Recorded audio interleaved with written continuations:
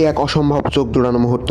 ইতিহাস সৃষ্টি করলেন তারেক কন্যা জাইমা রহমান। এই প্রথম কেউ রিকশার মাধ্যমে তার বাবার জন্য নির্বাচনী প্রচারণা করলেন এবং রিকশার মাধ্যমে নির্বাচনী পোস্টার বিলি করলেন। দেখা যায় তারেক কন্যা জাইমা রহমান যাকে যাকে এই পোস্টার দিচ্ছেন সে আরো আগ্রহ ভরে পোস্টার নিতে চাচ্ছেন এবং হাসি দিচ্ছেন।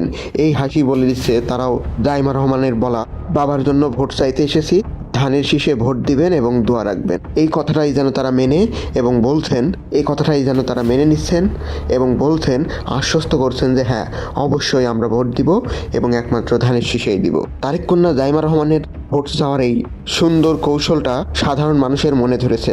যেমনটি জাইমা রহমান তার দাদির খুবই কাছের একজন মানুষ হাতেমাকে সাথে নিয়ে রিকশায় চড়ে নির্বাচনী প্রচারণায় নেমেছেন, তেমনই সাধারণ মানুষ বলছে এরকম সাদামাটা পরিবেশে যে তার বাবার জন্য নির্বাচনী প্রচারণায় নামতে পারে তাহলে আমরা কেন ভোট দিতে পারবো না। আর জিয়া পরিবার মানেই তো সবার আস্থা, তাই সবাই একসাথে বলছে যে ভোট দিব কিসে, ধানের শীষে।